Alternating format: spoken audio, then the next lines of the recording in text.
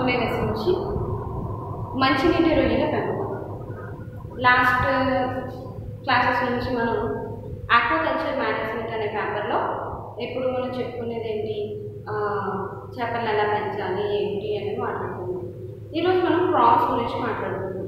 అంటే చేపలను పెంచే విధానంలో మేనేజ్మెంట్స్ ఇప్పటివరకు తెలుసుకోవడం జరిగింది. ఇప్పుడు ప్రాన్స్ అంటే రొయ్యల యొక్క మేనేజ్మెంట్ ఎలా చేయాలి అనేది నేర్చుకుంటాం అన్నమాట. దీంట్లో కూడా రకరకాల మేనేజ్మెంట్స్ మనకి కనిపిస్తాయి, అంటే దాని స్పీషియస్ని బట్టి. అండ్ మరి ముఖ్యంగా అవి ఫ్రెష్ వాటర్ ప్రాన్సా లేకపోతే మెరైన్ వాటర్ ప్రాన్సా అనే దాన్ని బట్టి కూడా చాలా చక్కగా రెండు రకాలైన మనకి విధానాలు కనిపిస్తూ ఉంటాయి. మొట్టమొదటిగా ఈరోజు మనం మంచినీటి రొయ్యల గురించి మాట్లాడుకుంటున్నాం. అంటే ఫ్రెష్ వాటర్ ప్రాన్స్ని పెంచే విధానంలో కొంచెం మేనేజ్మెంట్, మరీ డెప్త్ కాదు, అలా అని మరీ లైట్ కాదు, మన స్టడీకి అవసరమైనంత మేరకు మనం ఈరోజు ఈ క్లాస్ని చెప్పబోతున్నాం అనమాట. ఇప్పుడు చూసుకుంటే కనుక యాక్చువల్గా ఫస్ట్ డిఫరెన్స్ తెలుసుకోవాలి మనం. మెరైన్ ప్రాన్కి అండ్ ఫ్రెష్ ప్రాన్కి ఉన్న డిఫరెన్సెస్ ఏంటి అండ్ వాటిని ఎలా పెంచుతాము, పెంచే విధానాలలో ఏమైనా బెనిఫిట్స్, అడ్వాన్స్ టెక్నాలజీ ఉందా లేకపోతే నార్మల్ టెక్నాలజీ ఉందా, ఉంటే వాటిని ఎలా మేనేజ్ చేస్తున్నాము, వాటికి ఎంత ఉష్ణోగ్రత అవసరం ఉంటుంది, ఎలాంటి వాటర్ ఉండాలి, ఎంత ప్లేస్ని మనం ఉంచాలి, ఎంత ప్లేస్లో ఎన్ని పిల్ల జీవుల్ని ఇంట్రడ్యూస్ చేయొచ్చు, ఇలాంటి విషయాలన్నింటినీ మనం తెలుసుకునే ముందు ఫస్ట్ ఆఫ్ ఆల్ ఇక్కడ మనం ఒక మంచినీటి రొయ్యని ఇక్కడ డ్రా చేసుకోవడం జరిగింది. సరే చూస్తే దీంట్లో మనకి భాగాలు అనేది మన అందరికీ తెలిసిందే. అండ్ ఇక్కడ మనం త్రోటి, అలాగే సంయుక్త నేత్రాలు, ఇది సఫ్లోథోరాక్స్ అంటే మనకి నోటి భాగము అలాగే ఈ యొక్క ఉరహ భాగము కలిసిపోయింది అనుకోండి, దాన్ని సెఫలోథోరాక్స్ అంటామన్నమాట. ఇది అబ్డోమెన్ అంటే ఉదర భాగము, ఇక్కడ చివర తోక భాగము టెల్ఫామ్ అండ్ క్లియోపాడ్స్. ఇక్కడ మనకి కనిపించింది కదా, ఇందులో ఎక్కువ కీలెట్ లెగ్స్ అనేవి మనకి కనిపించవు. అండ్ మనం ఇక్కడ చూసుకుంటే దీని యొక్క ఏదైనానికి ఉపయోగపడేదానికి మీసాలు, ఇలా మనకి ఈ ప్రాన్ అనేది కనిపించడం జరుగుతుంది. సరే చూస్తే కనుక వీటిల్లో ఇప్పుడు మెరైన్ ప్రాన్ని ఫ్రెష్ ప్రాన్ని ఏ విధంగా మనం గుర్తుపడతాము అని చెప్తే కనుక ఇక్కడ చూసుకుంటే మనకి రెండవ దశలో చిన్న ఖండితం కనిపిస్తుంది కదా, ఒక రెండవ ఖండితం. ఈ ఖండితం యొక్క పై భాగము, ఈ ఖండితం యొక్క పై భాగం అనేది మొదటి ఖండితాన్ని కప్పివేస్తుంది, సరేనా, ఇలా కప్పివేస్తుంది. దీని యొక్క పరభాగం అనేది మూడవ ఖండితాన్ని కప్పివేస్తుంది. ఇలా ఉందనుకోండి, ఇది చాలా ప్రాముఖ్యమైన ఫస్ట్ పాయింట్ అని చెప్పుకోవచ్చు. అంటే ఇది ఫ్రెష్ ప్రాన్ అని మనం చెప్పుకోవడానికి. ఇంకొక పాయింట్ ఏంటంటే కనుక దీంట్లో ఉండే ఉరహ ఖండితంలో కనిపించే మూడు జతల ఉపాంగాల్లో మనకి నాన్ కీలెట్ లెగ్సే కనిపిస్తాయి. అంటే చీలు ఉండదు. ఇలా మనకి చీలు ఉన్నాయా ఏమైనా ఖండితాలు? అసలు ఒకటే చీలు ఉంది ఇలా, అంటే మన తేలుకి కనిపిస్తుంది కదా ప్యారమియల్స్కి, అలా మనకి కనిపించే ఒక కీలెట్ లెగ్ అనేది మనకి ఇందులో కనిపిస్తుంది. ఎక్కువ కనిపించదు, చాలా తక్కువ మాత్రమే మనకి కనిపిస్తాయి. అండ్ వీటిలో తైలికము ఫెటాస్మా అనే నిర్మాణాలు కూడా కనిపించవు. ఇదమ్మా థైలికం అండ్ ఆల్సో ఫెటాస్మా అనే భాగాలు కూడా మనకి ఇందులో కనిపించవు. అంటే దీంట్లో ఇప్పుడు మనకి కనిపించవు అని చెప్పుకునే ప్రతి భాగం మనకి ఎందులో కనిపిస్తాయి?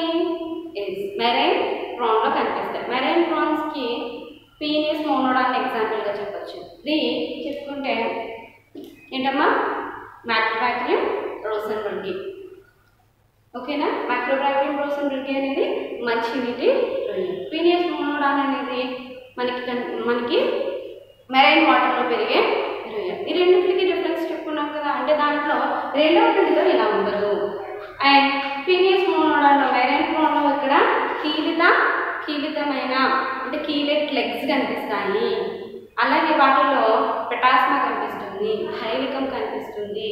ఇలా తేడాలతో మనకి ఫస్ట్ వాటిని డిఫరెన్స్ చేసుకుంటాం అనమాట. సరే ఇప్పుడు ఇది మనకి మంచినీటి రొయ్య అని అర్థమైంది. దీంట్లో ఏమేమి ఉన్నాయి భాగాలు, ఏమేమి భాగాలు ఏమో తెలుసుకున్నాం. సరే మంచినీటి రొయ్య అంటే మంచినీటిలో పెరుగుతుంది అని అర్థం కదా.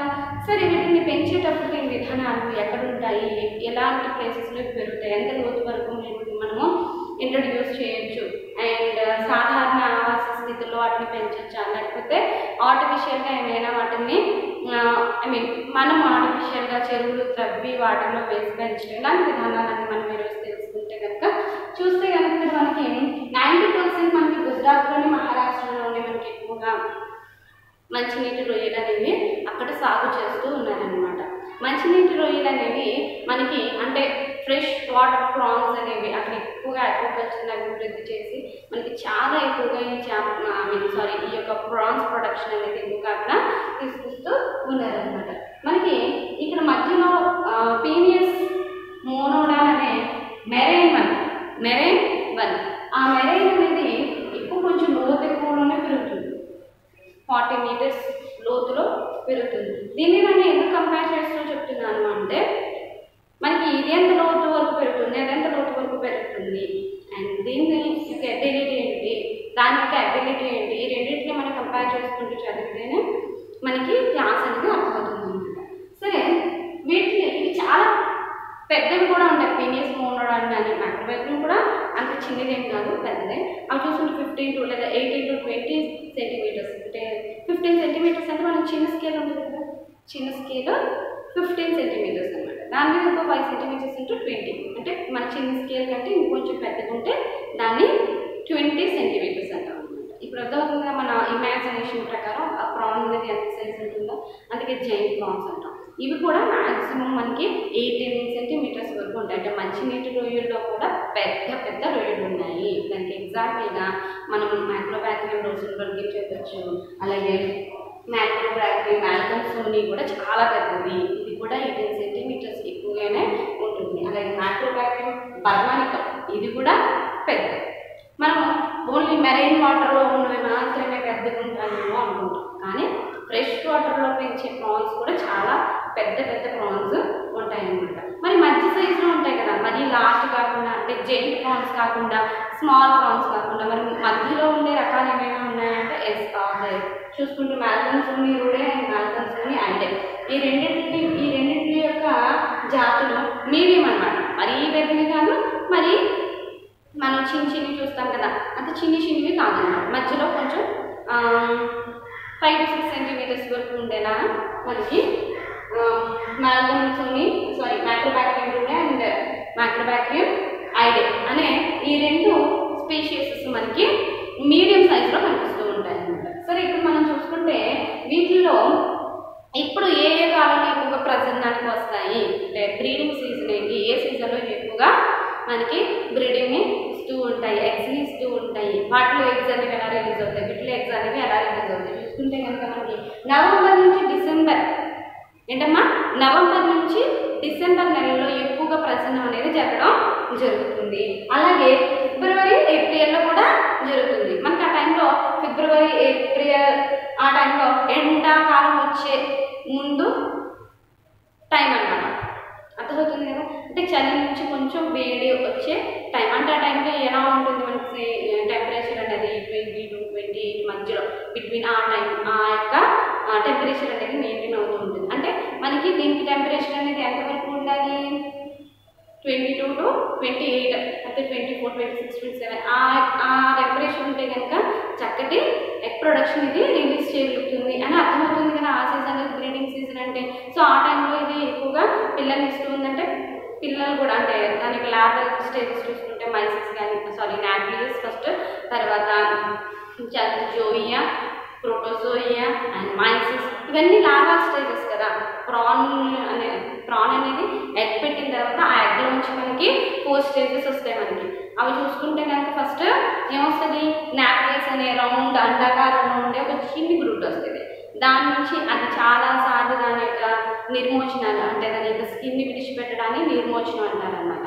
దాని స్కిన్ని విడిచిపెట్టి మళ్ళీ అది స్టేజ్ మారుతూ ఉంటుంది అనమాట. మారుతూ ఉన్నప్పుడు మనకి ప్రోటోజోయియా, జోయియా అండ్ మైసిస్ ఇలా పొరను విడిచిపెడుతూ మనకి లార్వల్ స్టేజెస్ అనేవి పెరుగుతూ ఉంటాయి. చివరి లార్వల్ స్టేజ్ వచ్చేసి ఏంటమ్మా మైసిస్ అనేది కంపారబుల్ టు ప్రాన్ లాగే ఉంటుంది. మిగతా ముందు చూసుకునే 3 దశలు చూసుకుంటే మనకి ప్రాన్ లా కనిపించదు, చిన్ని రొయ్యలా కనిపించే స్టేజ్ మైసిస్. ఆ మైసిస్ స్టేజ్ దాటిన వెంటనే మనకి చక్కగా ప్రాన్ అనేది స్టేజ్ అనేది వచ్చేస్తూ ఉంటుంది అనమాట. ఇలా నిర్మోచనాలు జరుగుతూ ప్రాన్గా మారుతుంది. సో దీన్ని చాలా క్యాపబిలిటీగా మనం చేయాల్సి ఉంటుంది. దీని యొక్క మేనేజ్మెంట్ అనేది అంత ఈజీ కాదనమాట, చాలా జాగ్రత్తగా చేయాలి. అండ్ ఇన్వెస్ట్మెంట్ కూడా చాలా ఎక్కువగా ఉంటుంది, కేర్ఫుల్గా చేయాల్సి ఉంటుంది. ఎప్పటికప్పుడు వాటిని మనము చెక్ చేసుకుంటూ ఉండాల్సి ఉంటుంది. సరే, ఇప్పుడు వాటిని చెక్ చేసుకునే ముందు పద్ధతులు తెలుసుకోవాలి కదా, ఎలా పెంచాలి, ఎన్ని రకాలైన వాటిగా పెంచవచ్చు తెలుసుకున్న తర్వాత మిగతా పారామీటర్స్ అనేవి ఎలా చూసుకోవాలో చెప్తాం. సరే, చూస్తే కనుక ప్రవాహ జల వ్యవస్థ ఇక్కడ మనం చూసుకుంటే చెప్పేది మంచినీటి ప్రాన్స్ కోసమే, అర్థమవుతుందా? కాకపోతే జల ప్రవాహ వ్యవస్థలో మనకి కొంచెం మెరైన్ వాటర్ తగ్గుతుంది. సరేనా? మరి మంచినీటి ప్రాన్స్ గురించి మాట్లాడుకుంటున్నాం కదా, అంటే మంచినీటి దగ్గరే లగూన్స్ అండ్ ప్లేసెస్ ఉంటాయి. మనకి సముద్రపు తీర ప్రాంతానికి దగ్గరగా లగూన్ అనేవి ప్లేసెస్ ఉంటాయి. లగూన్ అంటే ఏంటంటే సముద్రానికి అటాచ్డ్ అయి ఉండే చిన్ని చెరువులు అనమాట. వాటిని స్థిరీకరించి చక్కగా వాటర్ లోపలికి వచ్చేలాగా బయటకు వెళ్ళేలాగా మనకి వాటి లోపల సెట్టింగ్స్ చేస్తూ ఉంటాయి. చేసి అక్కడ ఈ యొక్క ప్రాన్స్ని పెంచడం జరుగుతుంది. దీన్ని జల ప్రవాహ వ్యవస్థ అంటారు. ఇక్కడ పెంచడం వల్ల ఏంటంటే దానికి న్యాచురల్గా నేను వేరే ప్లేస్లో బంధింపబడలేదు అనే ఒక స్ట్రెస్ ఉండదు. ఎప్పుడైతే వాటిపై స్ట్రెస్ ఉండదో ఎదుగుదల లోపించదు, చక్కగా పెరుగుతాయి. ఈ విధమైన జల వ్యవస్థను మనం చూసుకుంటే అధిక లాభాలు రావడం జరుగుతూ ఉంటుంది. వాటర్ని చాలా ఫాస్ట్గా మార్చుకోవడం కూడా జరుగుతుంది. ఒకవైపు నుంచి వాటర్ని అంటే దానికి కవాటాలు ఉంటాయి అండ్ జల్లెల్లా కూడా ఉంటాయి. లోపల ఉన్న ప్రాన్స్ అనేవి వాటర్ ద్వారా బయటకు పోకుండా జల్లెల్ లాంటి పైప్స్ ఉంటాయి. ఆ పైప్స్ ద్వారా ఏం చేస్తారంటే ఆ కవాటాన్ని ఓపెన్ చేసి లోపల వేసి వాల్వ్స్ని ఓపెన్ చేసి తీయడం ద్వారా వాటర్ బయటకు పంపించడం, కొత్త వాటర్ని ఆ యొక్క లగూన్ లోపలికి పెట్టుకోవడం, ఇటువంటివన్నీ కూడా చేస్తూ ఉంటాం. అలాగే ఇక్కడ టెంపరేచర్ అనేది మనం మెయింటైన్ చేయకుండానే చక్కగా మెయింటైన్ అవుతూ ఉంటుంది. బికాజ్ ఆఫ్ ది రీజన్ అది న్యాచురల్గా ఉండే ప్లేస్ కాబట్టి. నది మనం చూసుకుంటే ఇక్కడ ప్రవాహ జల వ్యవస్థ నది కాదు కాబట్టి మనం వాటర్ అనేది పైపుల ద్వారా వేయాల్సి ఉంటుంది. ఎందుకంటే ఇక్కడ సముద్రం కాబట్టి వాటర్ని మనమే ఆ యొక్క తీర ప్రాంతంలో ఏర్పడిన అలల లోపలికి వాటర్ని వేయడం, బయటికి పంపించడం లాంటి పనులు చేస్తూ ఉంటాం అన్నమాట. ఇది ప్రవాహ జల వ్యవస్థ. కాకపోతే ఈ వ్యవస్థ ఎందుకు ఇంట్రొడ్యూస్ చేశారంటే ఇది కూడా వన్ ఆఫ్ ద టైప్ ప్రాన్ని పెంచే విధానంలో, కానీ మంచినీటి వ్యవస్థకి రాదు. ఎందుకంటే మనం పెంచేవి మంచినీటివి కాబట్టి అసలు కూడా మెరైన్ వాటర్ తగ్గకూడదు. ఇది ఒక సిస్టమ్, అందుకే మేము మెన్షన్ చేయడం జరిగింది. బట్ మనం ఇది ఎక్కువగా మెరైన్ ప్రాన్స్ని పెంచే విధానంలో చేస్తే కనుక చాలా అధిక లాభాలు ఉంటాయి. ఎక్కువగా మెరైన్ వాటర్ ప్రాన్స్ ఏమైనా పెంచాలనుకుంటే అంటే పీనీస్ మోనోడాన్ లాంటివి పెంచాలనుకుంటే ఈ పద్ధతి అనేది చాలా అనుకూలమైంది. కానీ మనం ఇప్పుడు పెంచేవి మంచినీటివి కాబట్టి మనం దీన్ని లెక్కలోకి తీసుకోం. జస్ట్ తెలుసుకున్నాం అంటే ఏంటి, ప్రవాహ జల వ్యవస్థ అంటే ఏంటి అనేది తెలుసుకోవడం కోసం మనం ఈరోజు దాన్ని ఇంట్రడ్యూస్ చేసుకున్నాం. మనం మెరైన్ ప్రాన్స్ యొక్క పెంపకం కూడా తెలుసుకునే క్లాస్లో ఇంకా డీటెయిల్గా వాటి గురించి తెలుసుకుందాం. జస్ట్ ఇంట్రడక్షన్ కోసం మాట్లాడాలన్నమాట. ఇప్పుడు మనకు అవసరమైంది ఈ లెసన్ వైజ్ మనకు అవసరమైంది ఏంటంటే పాక్షిక సాంద్ర పద్ధతి అలాగే సాంద్ర పద్ధతి. పాక్షిక సాంద్ర పద్ధతి, సాంద్ర పద్ధతి ఈ రెండు పద్ధతులని కనుక మనం చక్కగా మనం అనుకునే అంటే మంచినీటి ప్రాన్స్ని పెంచాలనుకునే పద్ధతిలో కనుక ఇంట్రొడ్యూస్ చేసుకుంటే చాలా చక్కటి లాభాలు వస్తూ ఉంటాయి అన్నమాట. సరే, ఎలా పెంచాలి ఏంటంటే కనుక ఇవి మరీ అంత లోతు ఎక్కువలో పెరగవు, చాలా లోతు తక్కువ వాటిలోనే పెరుగుతాయి. అండ్ పూర్తిగా త్రవ్వాలి, నేలని చాలా చక్కగా త్రవ్వి చెరువుల రూపంలో మనం వాటిని క్రియేట్ చేసుకోవాలి. ఎన్ని చెరువులు అయితే చేసుకుంటున్నామో అన్ని చెరువులకి మధ్యలో కామన్గా మనం ఏం చేస్తామంటే బయటకు వెళ్ళడానికి ఒక డ్రైనేజ్ సిస్టమ్ అనేది కంపల్సరీ పెట్టుకోవాలి. ఎందుకంటే వాటర్ అనేది ఎప్పుడూ అందులో స్టేబుల్గా ఉండడానికి వీల్లేదు. ఎప్పటికప్పుడు బయటకు వెళ్ళిపోతూ ఉండాలి, మళ్ళీ వాటర్ అనేది కొత్తగా నింపుకుంటూ ఉండాలి. ఇలా వాటర్ కనెక్షన్ అనేది మొట్టమొదటిగా ప్రాధాన్యంగా ఇంపార్టెన్స్ ఇవ్వాలి. అర్థమవుతుందమ్మా? ఇలా మనం డ్రైనేజ్ అనే దాన్ని చక్కగా నిర్మించుకుని దానిలో పిల్ల చెరువుని ఇంట్రొడ్యూస్ చేయాలి. మనం ఎంతెంత హెక్టార్లో ఎన్ని చెరువులు నిర్మించుకోవచ్చు అంటే కనుక మొట్టమొదటిగా పాక్షిక సాంద్ర పద్ధతిలో అయితే ఒక హెక్టార్కి 2 చెరువుల్ని నిర్మించుకోవాలి. 2 చెరువుల్ని నిర్మించుకుని ఆ చెరువులన్నింటికి అంటే మన దగ్గర ఎక్కువ హెక్టార్స్ ఉన్నాయనుకోండి, ఒక్కొక్క హెక్టార్కి 2 చెరువులు చొప్పున నిర్మించుకున్నాం అనుకోండి, అన్ని చెరువులకి మధ్యలో ఏం చేస్తామంటే డ్రైనేజ్ సిస్టమ్ని ఏర్పరచుకోవాలి. ప్రతి చెరువులో ఉన్న వాటర్ అంతా కూడా డ్రైనేజ్ ద్వారా బయటికి వెళ్ళిపోవాలి. అలాగే ఒకవైపు నుంచి వస్తున్న మంచి వాటర్ కూడా ఆ చెరువులోకి ఇంట్రడ్యూస్ అవుతూ ఉండాలన్నమాట. అండ్ దీంట్లో చూసుకుంటే కనుక లోతు అనేది తక్కువ ఉండాలని చెప్పాను. ముందుగా మనం వాటిని చూసుకునే ముందే చేయాలంటే నేల అనేది ఈ ప్రాన్స్ని పెంచడానికి వీలుగా ఉందా లేదా, అదే కదా కావాలి. మనం ఏదైనా ఒక చెరువుని త్రవ్వాలనుకున్నాం అనుకోండి, ఆ చెరువుని త్రవ్వుకునే ముందు అక్కడ నిజంగా చెరువుని త్రవ్వచ్చా, ఇది రొయ్యల్ని పెంచడానికి అనుకూలమైన నేల కాదా, ఆ సాయిల్ అనేది మంచిదా కాదా, లేదా ఇతర ఏమైనా రొయ్యలకి హాని చేసే ఏమైనా కెమికల్స్ ఆల్రెడీ ఏమైనా ఉన్నాయా, ఇలా మనం ఏం చేయాలంటే ఫస్ట్ సాయిల్ టెస్ట్కి పంపించాలి. అక్కడ ఇక్కడ మనం చక్కగా చెరువు త్రవ్వుకోవచ్చు, అందులో ప్రాన్స్ పెంచుకోవచ్చు అనే రిజల్ట్ మనకు వచ్చింది అనుకోండి, అప్పుడు హ్యాపీగా త్రవ్వాలి. మరి ఎలాంటి నేల ఉండాలి అంటే కనుక 3 వంతుల ర్యాగిడి నేల ఉండాలి, 1 వంతు మనకి శాండ్ ఉండాలి.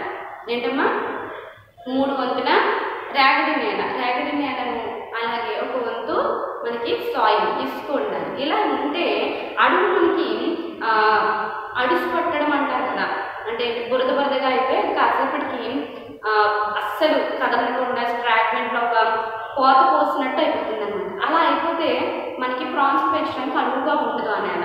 అందువల్ల ఏం చేస్తారంటే ఆ కింద అలా అడుసు పట్టడం అనే ప్రక్రియ జరగకుండా ఉండేటటువంటి నేలను మనం ఎంచుకోవాలి. దానికి తగిన నేల ఏంటి, 3 వంతుల ర్యాగిడి 1 వంతు ఇసుక ఉన్నటువంటి నేల అయితే కనుక మనం అందులో వాటర్ పోసి దాంట్లో రొయ్యల్ని ఇంట్రడ్యూస్ చేసినప్పటికీ కూడా వాటర్ అనేది చాలా మంచిగా ఉంటుందన్నమాట. దీనికోసం మనం ఏం చేస్తాము, ఇటువంటి నేలని ఎంచుకోవడం జరుగుతుంది.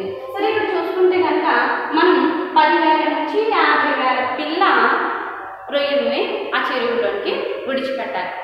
నేల చక్కగా త్రవ్వేసుకున్నాం, దాంట్లో వాటర్ని ఇంట్రడ్యూస్ చేసుకున్నాం, అండ్ దాంట్లో ఇప్పుడు పిల్లల్ని ఇంట్రడ్యూస్ చేసుకున్న తర్వాత దాంట్లో లోతు కూడా మనం 0.75 to 1.5 మీటర్స్ లోతు అనేది ఉండేటట్లు చూసుకుంటాం అన్నమాట. చూసుకుని ఎప్పటికప్పుడు ఏరేటర్స్ ఉండేలా చూసుకోవాలి. ఎందుకంటే ఆక్సిజన్ అనేది ఎక్కువగా కన్సూమ్ చేస్తూ ఉంటాయి, అండ్ ఈ అమ్మోనియాని మనకి రిలీజ్ చేస్తుంటాయి. ఆక్వాకల్చర్లో ఎక్కువగా ఆక్వా యానిమల్స్ అన్ని కూడా అమ్మోనియాని రిలీజ్ చేస్తూ ఉంటాయి. కాబట్టి వాటర్ అనేది ఏమవుతుందంటే పొల్యూటెడ్ అయిపోతుంది, పొల్యూషన్ అయిపోతూ ఉంటుంది. దానివల్ల ఏంటంటే వాటర్ అంతా కూడా మనకి అస్పష్టంగా కనిపించడం జరుగుతూ ఉంటుంది. తద్వారా అలా ఆక్సిజన్ కన్సూమ్ చేయడం, పక్కన అమ్మోనియా రిలీజ్ అయిపోవడం, దీనివల్ల వాటర్ అంతా కూడా ఏమవుతుందంటే రొయ్యలు అనేవి ఎదగడానికి కానీ అసలు వాటికి గాలి పీల్చుకోవడానికి కూడా ఏమాత్రం అనుకూలం లేకుండా అయిపోతూ ఉంటుంది. దీనివల్ల మనం ఏం చేస్తూ ఉంటామంటే ఏరేటర్స్ ఎక్కువగా ఉండేటట్టు చూసుకుంటూ ఉండాలి. ఎప్పటికప్పుడు ఒక 15 to 15 days తర్వాత వాటర్ అనేది మనం బయటకు పంపిస్తూ మళ్ళీ వాటర్ని ఇంట్రడ్యూస్ చేసుకుంటూ ఉండాలి. ఒక పంట అయిపోయింది అనుకోండి, బాగా పెరిగేసే అనుకున్నాం, మనం పెంచాలనుకున్న రొయ్యలు బాగా పెరిగిపోయినాయి అనుకోండి, అవి వీటన్నింటినీ తీసేసిన తర్వాత వెంటనే మళ్ళీ కొత్త రొయ్య పెళ్లి చేపలను వేసేయకూడదు. మళ్ళీ ఆ చెరువు కొంత రెస్ట్ ఇవ్వాలన్నమాట. రెస్ట్ ఇచ్చి అప్పుడు మళ్ళీ దాంట్లో కొత్తగా నీరు అనేది ఇంట్రడ్యూస్ చేస్తూ ఉండాలి. బట్ లోపల సున్నం పుట్టిస్తూ ఉండాలి. అండ్ ఎప్పటికప్పుడు వాటర్ అనేది శాంపిల్కి టెస్ట్కి ఇస్తూ ఉండాలి. 2-3 డేస్కైనా కంపల్సరీ 2-3 డేస్కైనా సరే ఆ వాటర్ని మనం టెస్ట్కి ఇచ్చి అన్ని కరెక్ట్గా ఉన్నాయి, సెలైనిటీ కరెక్ట్గా ఉందా లేదా, పీహెచ్ కరెక్ట్గా ఉందా లేదా, ఇలాంటి విషయాలన్నీ మనం ఎప్పటికప్పుడు చెక్ చేసుకుంటూ ఉండాలి. అండ్ ఫుడ్ మ్యాటర్లో చూసుకుంటే కనుక ఖనిజ లవణాలు కలిగిన ఫుడ్ని పిల్లెట్స్ రూపంలో, పిల్లెట్స్ అంటే ఏంటంటే చిన్న గింజల రూపంలో వాటికి ఇస్తూ ఉండాలన్నమాట. అండ్ చిన్నగా ఉన్నప్పుడు ఇవి ఏజ్ చిన్న ఉన్నాయనుకోండి ఎక్కువ ఫుడ్ని ఇవ్వచ్చు. అవి ఎందుకంటే బాగా తింటాయి, చిన్న ఏజ్లో చాలా బాగా తిని వాటి యొక్క శరీరపు బరువుని పెంచుకుంటాయి అన్నమాట. ఎక్కువ ఫుడ్ని ఇవ్వచ్చు, ఫీడింగ్ ట్రేల్ని పెడుతూ ఉంటాం అన్నమాట. ఇవి తింటున్నాయా లేదా అనేది కూడా గమనించాలి. మనం ఒక చెరువు ఉందనుకోండి, ఒక చెరువులో మనం ఫీడింగ్ ట్రేలో ఒక 5 to 10 చాలు, 5 to 10 వరకు ఫీడింగ్ ట్రేని పెట్టి, అంటే ఫీడింగ్లో ఆ ట్రేలో ఏం చేస్తామంటే కొంచెం ఫుడ్ వేస్తాము, ఫుడ్ వేసి ఆ ట్రేని చెరువు లోపల విడిచిపెడతాము. కాసేపు తర్వాత మనం ట్రైన్ పైకి తీస్తాం. అందులో ఫుడ్ పెట్టిన ఫుడ్ అలాగే ఉందనుకోండి, ఏంటర్థం, కింద ప్రాన్స్ ఆ ఫుడ్ని తినలేదని అర్థం. అంటే వాటికి ఏదో ఆరోగ్య సమస్య ఉందని మనం గుర్తించాలి. అదే పెట్టిన ట్రే కిందకి వెళ్ళగానే చక్కగా అవన్నీ తినేసి మనం మళ్ళీ ట్రైన్ పైకి లాగినప్పుడు ట్రే అనేది ఖాళీగా వచ్చిందనుకోండి, అవి ఫుడ్ని తినేసాయి అనుకోండి చక్కగా. అంటే ఏంటి, ఫుడ్ని బాగా తింటున్నాయంటే ఏంటి, వాటి లోపల ఏ విధమైన ప్రెషర్ లేదు, అలాగే వాటి లోపల ఏ విధమైన వ్యాధి లేదని మనం గమనించాలి. గమనించుకోవాలి. ప్రతి ప్రాన్కి ఫుడ్ వెళ్తుందా లేదా, అవి తింటున్నాయా లేదా అని గమనించాలన్నమాట. దీన్నే ఫీడింగ్ అబ్జర్వేషన్ ట్రేడ్ అంటాము. అలా వాటిని అవి తింటున్నాయా లేదా మనం ఎప్పటికప్పుడు చెక్ చేసుకోవాల్సి ఉంటుందన్నమాట. ఈ విధంగా మనం వాటికి ఫుడ్ ఇవ్వచ్చు. అదే ఫుడ్ ఇవ్వచ్చా అని అడిగితే కనుక మనం వేరుశెనగలు కానీ, వేరుశెనగ పొట్టు ఉంటుంది కదా వేస్ట్, దాని నుంచి ఆయిల్ తీసేసిన తర్వాత వేరుశెనగ చెక్క అనేది ఉంటుంది కదా దాన్ని ఇవ్వచ్చు. తర్వాత సోయా బీన్స్ నుంచి వచ్చే పొట్టును కూడా మనం ఇవ్వచ్చు. ఆ ఆహారం అనేది న్యాచురల్ ఫుడ్ అండ్ ఇవి వాటి యొక్క శరీర బరువులు పెంచుకోవడానికి కూడా చాలా బాగా ఉపయోగపడుతుంది. దాంట్లో మనకి కార్బోహైడ్రేట్స్ ఉంటాయి, లైక్ ఫ్యాట్స్ కనిపిస్తుంటాయి, ఫైబర్ కంటెంట్ ఉంటుంది. దీనివల్ల వీటికి మంచి ఆహారపు విలువలు కూడా వాటి నుంచి దొరుకుతూ ఉంటాయి అన్నమాట. ఈ విధంగా మనం మంచి ఆహారం ఇవ్వచ్చు. మరి చిన్నప్పుడు ఎక్కువ ఆహారం ఇవ్వండి అని చెప్పాను కదా, మరి కొంచెం పెరిగిన తర్వాత తక్కువ ఆహారం ఇవ్వాలి. ఏంటి తక్కువ ఆహారం ఎందుకు ఇవ్వాలి అంటే కనుక, మనం తక్కువ ఆహారాన్ని ఇవ్వండి అంటే ఏంటంటే ఇవ్వాలనుకున్న ఆహారాన్ని ఒకేసారి ఇవ్వకూడదు. కొంచెంగా అంటే 2-3 పర్యాయాలుగా, రోజుకి 2-3 పర్యాయాలుగా మీరు ఇవ్వాలనుకున్న ఆహారాన్ని ఆ యొక్క ప్రాన్కి శరీర బరువుకు తగ్గట్టుగా ఆహారాన్ని మనం 2-3 పర్యాయాలుగా ఇవ్వాల్సి ఉంటుంది అన్నమాట. ఒకేసారి ఫుడ్ని వేసేయకూడదు. అలా వేయడం అనేది అంత మంచిది కాదు. అండ్ ఇలా చేయడం వల్ల ఇలా మనం దాన్ని దాని లోపల పీహెచ్ని చూసుకుంటూ ఉండాలి, అలాగే టెంపరేచర్ అనేది చూసుకుంటూ ఉండాలి. పారామీటర్స్ అన్ని కామన్గా మనం ఎప్పటికప్పుడు చేసుకుంటూ ఉండాలి. వ్యాధి రహితంగా చూసుకోవాలి కాబట్టి ఏ విధమైన ఫుడ్ పట్ల విధమైన ఫుడ్ వేసేయడం లాంటివి చేయకూడదు. అండ్ ఇలా చేస్తే కనుక మనకి 1200 నుంచి 4000 కేజీల బరువు వరకు ఒక చెరువు నుంచి మనకి పంట అనేది ఉత్పత్తి అవుతుంది. ఇలా ఉత్పత్తి అయిన మనము ఈ యొక్క ప్రోడక్ట్ని మనం చక్కగా అమ్ముకోవడానికి ఉంటుందన్నమాట. ఇప్పుడు మనం చెప్పుకునేది సాంద్ర పద్ధతి. ఏంటమ్మా? సాంద్ర పద్ధతి. ఇక్కడ ఈ సాంద్ర పద్ధతిని చూస్తే కనుక సాంద్ర పద్ధతిలో ఏం కనిపిస్తుంది మనకి అంటే కనుక ఇక్కడ మనకి హెక్టార్లో పెంచుతాం, చాలా పెద్దది. అండ్ మంచి నీరును వేస్తాం. ఈ నీరు కూడా మనం పెంచుకునే మ్యాక్రోబ్యాక్టీరియం, రోసెన్బర్గి కానీ, లేకపోతే మైకోబాక్టీరియం, మార్గన్సోని మైక్రోబ్యాక్టీరియం పర్మానికం, ఇవి లార్జ్ ఫార్మ్స్. అండ్ ఈ రెండు చూసుకుంటే మైక్రోబ్యాక్టీరియం కూడా మైక్రోబ్యాక్టీరియం ఐడియా, ఈ రెండు చూసుకుంటే కనుక మిడిల్ సైజ్ అని చెప్పాను కదా. వీటిలో మీరు ఏది తీసుకున్నా సరే సాంద్ర పద్ధతిలో చూసుకుంటే హై అమౌంట్ అంటే లార్జ్గా ఫ్యూజ్ అనొచ్చు, ఫ్యూజ్ అమౌంట్లో మనం అర్న్ చేయొచ్చు అనమాట. అంటే చాలా బాగా సంపాదించవచ్చు. ఇప్పుడు చూసుకుంటే సాంద్ర పద్ధతిలో ఏంటంటే హెక్టార్కి 0.5 to 0.5 హెక్టార్ని మనం తీసుకుని కనుక చెరువుని దీర్ఘచతురస్రాకారంగా నిర్మించుకోవాలి. ఈ దీర్ఘచతురస్రాకారంగా నిర్మించుకున్న ఈ చెరువులన్నిటికీ కామన్గా మనము ఇందాక చెప్పుకున్నట్టే కామన్గా డ్రైనేజ్ అనేది నిర్మించుకోవాలి, వాటర్ రావడం కోసం, బయటికి వెళ్ళడం కోసం. ఇక్కడ మనం పాటించాల్సిన నియమాలు ఏంటి అంటే కనుక ఇక్కడ ముందు పాటించిన నియమాలతో పాటుగా ఇంకా చాలా ఎక్కువ నియమాన్ని పాటించాల్సి ఉంటుంది. అండ్ ఇంట్లో బిట్ ఎక్కువగా ఉంటుంది కాబట్టి ఎక్కువ ప్రొడక్షన్ అనేది వస్తుంది, ఎక్కువ పిల్లల్ని మనం పెంచగలుగుతూ ఉంటాము. దీనివల్ల అంటే కొంచెం ఇన్వెస్ట్మెంట్ బాగా పెట్టి పెద్ద బిజినెస్లో మేము చేయాలనుకుంటున్నాము అనుకున్న వాళ్ళకి ఈ పద్ధతి అనేది చాలా బాగుంటుంది అన్నమాట. సాంద్ర పద్ధతి అనేది చాలా బాగుంటుంది. ఈ సాంద్ర పద్ధతిలో చూసుకుంటే కనుక ఈ రకానికి చెందిన మంచినీటి ప్రాన్స్, పిల్ల చేపలన్నింటినీ పిల్ల ప్రాన్స్ అన్నింటినీ తెచ్చి ఈ చెరువులో ఇంట్రడ్యూస్ చేస్తాము. ఇంట్రడ్యూస్ చేసేటప్పుడు ఎంతవరకు ఇంట్రడ్యూస్ చేయొచ్చు అంటే కనుక కొన్ని వేల వరకు, అంటే 5,000 నుంచి 10,000 వరకు మనం 50,000 వరకు పిల్ల ప్రాన్స్ మనం ఇంట్రడ్యూస్ చేయొచ్చు. అవి బాగా పెరుగుతూ మనకి ప్రొడక్షన్ అనేది వస్తూ ఉంటుంది. ఇక మనం చేసేటప్పుడు చెరువుకి ఇంత దాని యొక్క విత్తుని బట్టి, దాని యొక్క లోతుని బట్టి ఉంటుంది. అలాగే ఎయిరేటర్స్ని యూజ్ చేసేటప్పుడు కూడా ఒక్కో స్పీషీస్కి ఒక్కొక్కలాగా ఉంటుంది అనమాట. ఎయిర్ అంటే ఆక్సిజన్ కన్సంప్షన్ అనేది ఖచ్చితంగా మనం వాడేటప్పుడే ఏం చేస్తూ ఉంటామంటే దానికి జాతిని బట్టి ఎక్కువ ఎయిరేటర్స్ని వాడాలా లేదా తక్కువ ఎయిరేటర్స్ని వాడాలా అనేది తెలుస్తుంది అనమాట.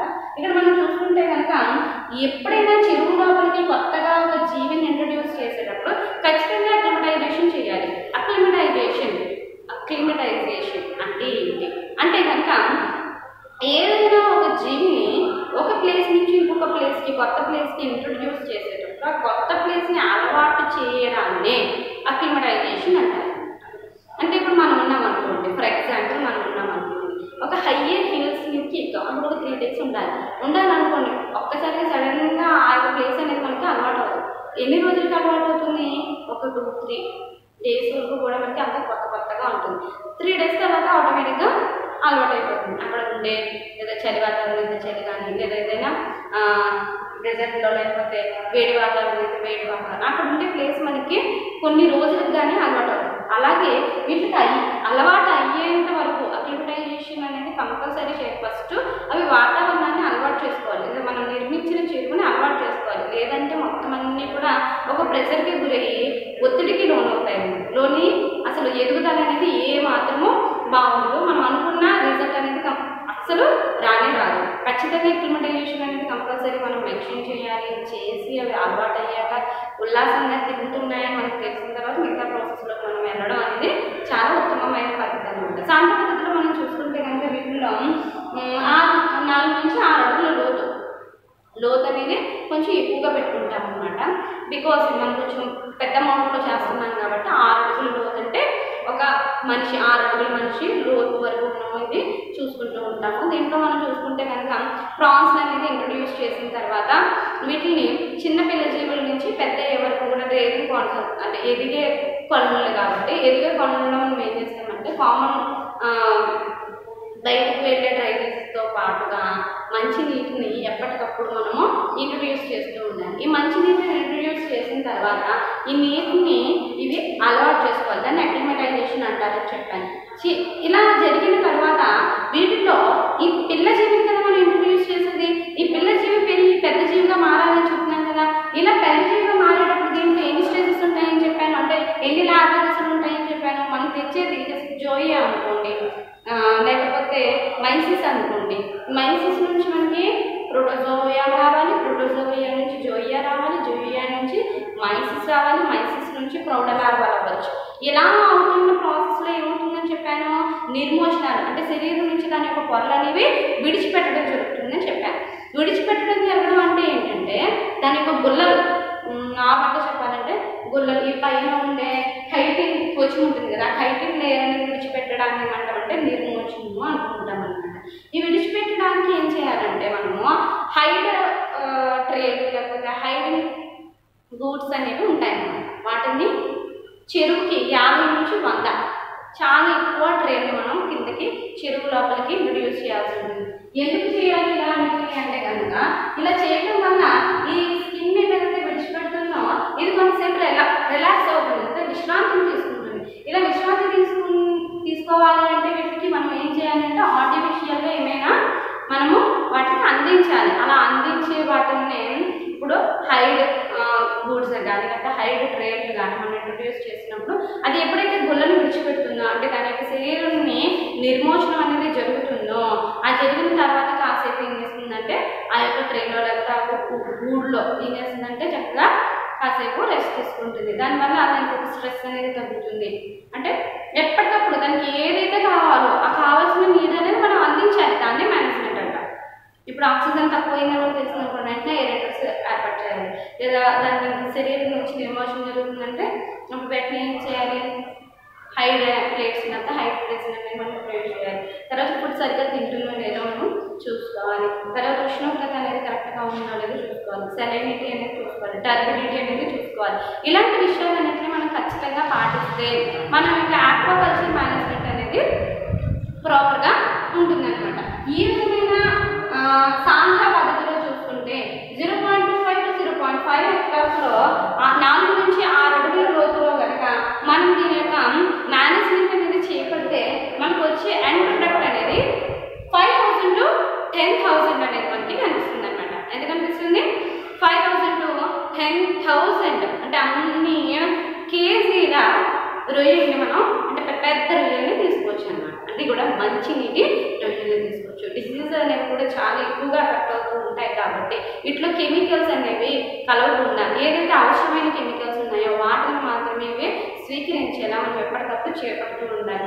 ఆక్వాకల్చర్లో చాలా యూజెస్ ఉన్నాయి, ఒకేసారి నష్టాలు కూడా ఉన్నాయి. ఒక చిన్న వ్యాధి అనేది వాటిలోకి ఇంట్రడ్యూస్ అయ్యింది లేకపోతే వాటికి సోకింది అని అంటే కనుక చాలా ప్రమాదం అనమాట. ఆ చెరువు మొత్తం ఉన్న అన్ని ప్రాంతానికి చాలా త్వరితంగా వ్యాధి అనేది సోకడం జరుగుతుంది. మనం చాలా ఎక్కువ అమౌంట్లో కోల్పోతాం.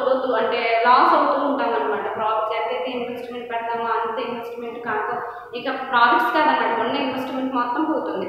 సో జాగ్రత్తగా మనం ఈ యొక్క ఆక్వాకల్చర్ మేనేజ్మెంట్ చేయాలి. అండ్ ఇంకొకటి పాయింట్ ఏంటంటే మంచినీటి ప్రాణి గుర్తుపెట్టడానికి వీలు ఏంటంటే ఇవి రిలీజ్ చేసిన గుడ్లు దీని ఉపాంగాలుగా అంటుకుని ఉంటాయి. గుడ్లు రిలీజ్ చేస్తుంది కదండి, అప్పుడు దీని గుడ్లు దీనికే అతుక్కుని ఉంటాయి. అదే మెరైన్ అనుకోండి, ఫినియస్ మోనోడ్ అని అనుకోండి, అది రిలీజ్ చేసిన గుడ్లు దాని ఉపాంగాలకి అతుక్కో వాటర్లోకి వెళ్ళిపోతూ ఉంటాయి. ఇలా మనము దీని యొక్క తేడా అలాగే దాని యొక్క తేడా, దాన్ని ఎలా తెలుసుకుంటున్నారు అనే విషయాలనేవి మనం మళ్ళీ క్లాస్లో తెలుసుకుందాం. ప్రజెంట్ మనం మాట్లాడుకున్నది మంచినీటి రొయ్యల పెంపకం. అర్థమవుతుందమ్మా? మంచినీటి యొక్క రొయ్యల యొక్క పెంపకంలో మనం ఇన్ని జాగ్రత్తలు తీసుకుంటే కనుక మనం ఎక్కువ లాభాన్ని పొందుకునే అవకాశం ఉంటుంది. Thanks to all. Next class నుంచి మళ్ళీ